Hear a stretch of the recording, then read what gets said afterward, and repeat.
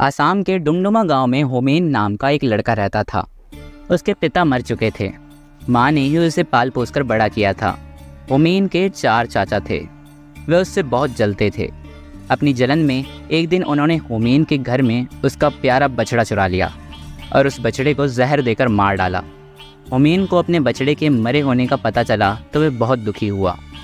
फिर ना जाने होमेन के मन में क्या सूझी, बछड़े का सिर काटकर उसने बाकी शरीर को दफना दिया। पास के गांव में एक ब्राह्मण रहता था। पास का गांव जो कि ब्राह्मणों का गांव था, बछड़े का कटा हुआ सिर उस एक ब्राह्मण के आंगन में छिपाकर होमेन ब्राह्मण से कहने लगा, आपके घर में से तो गौमांस की बदबू आ रही है। ब्राह्मण गरज कर बोला, असंभव, ऐसा हो ही नहीं सकता। गाय के मांस का एक भी टुकड़ा अगर ढूंढ कर दिखा देगा तो मैं हंसते हंसते अपना ब्राह्मण व्रत त्याग दूंगा। होमेन ने उसी के घर के बरामदे में से बछड़े का कटा सिर उसके सामने लाकर रख दिया।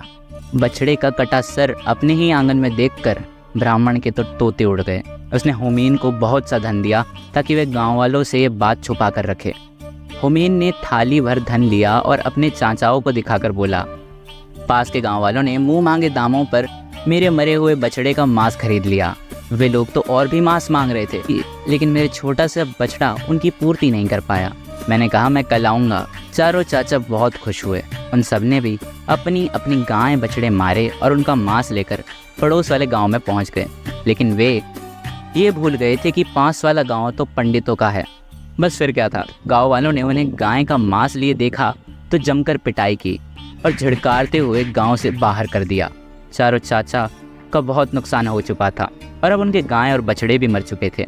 बौखलाए हुए चाचाओं ने होमेन की झोपड़ी में आग लगा दी। होमेन और उसकी माँ बेघर हो गए। बेचारी माँ के आंसू देखकर होमेन तिलमिला उठा। उसने राख इकट्ठी की और एक दूसरे गांव में जा पहुंचा। ले लो, आँख का सुरमा ले लो, इसे लगाकर गड़ा धन मिल जाता है। जिसका ब्याह ना हो उसका ब्याह हो जाता है।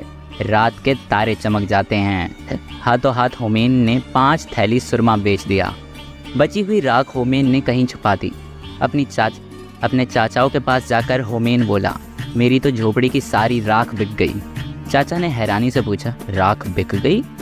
हाँ, इसमें क्या शक है, कहकर उसने पैसे दिखाए। फिर होमेन ने उन्हें उकसाया कि वे भी अपनी झोपड़ियाँ जलाकर उसे पास वाले गांव में सुरमे के नाम से बेच कर आएँ।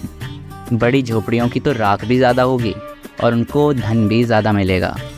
उसके चारों चाचा उसकी बात में आ गए। चारों ने अपने अपने घर फूंक दिए और राख ले जाने की तैयारी करने लगे। होमेन ने कहा, गांव वालों से कह देना कि हमें सुरमे वाले ने भेजा है। जो ही चारों गांव में पहुंचे और सुरमे वाले का नाम लिया तो सारा गांव उनके पास पहुंच गया। देखते ही देखते बांस की लाठियां उन पर पड़ने लगी। बेचारे चारों चाचा पिटते पिटते घर लौटे। चारों ने गुस्से के मारे होमेन को मारने की योजना बना ली। उन्होंने होमेन को नदी के किनारे रस्सी से बांधा और खुद खाना खाने घर चले गए।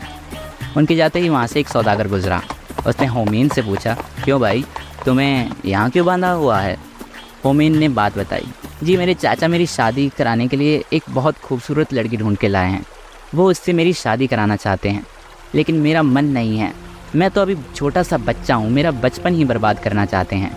जैसे ही वो वापस आएंगे तो मेरे फेरे ज़बरदस्ती उस लड़की से करा देंगे, जबकि मैं इस शादी से बचकर भागना चाहता हूँ। सौदागर बोला, मैं शादी कर लेता हूँ उस लड़की से, क्या ऐसा संभव नहीं है? होमेन ने झट से उसे बांधा और उसका घोड़ा लेकर रफू चक्कर हो गया। वो सौदागर भी खुशी खुशी वहाँ रस्सी में बंधकर पड़ा रहा।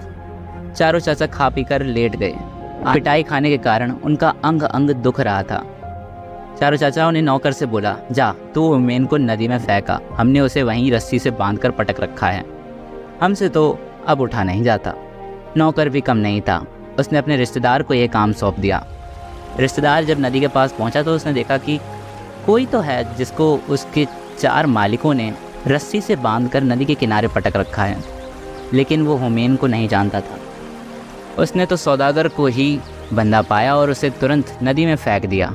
बेचारा सौदागर चिल्लाता ही रह गया। नौकर ने चाचा को सूचना दी, जी काम हो गया है। चारों मिलकर होमेन की मौत की खुशी मनाने लगे। होमेन ने पेड़ के पीछे छिपकर सब देखा और घोड़ा लेकर चाचाओं के पास जा पहुंचा।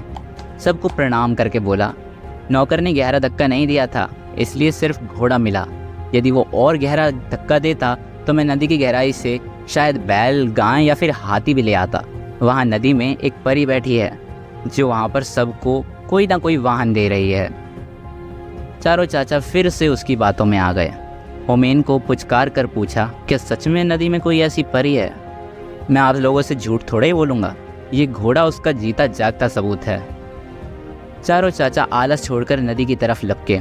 नौकर को भी साथ ले लिया। नदी के किनारे पहुंचकर नौकर को आदेश दिया, हम चारों को जोर से पानी में धक्का दो।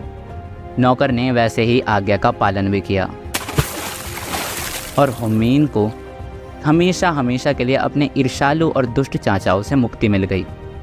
इस कहानी को यहाँ तक लाने का काम किया है रचना भोला यामिनी ने, और इनकी और भी कई कहानियाँ हैं जो बहुत अच्छी हैं।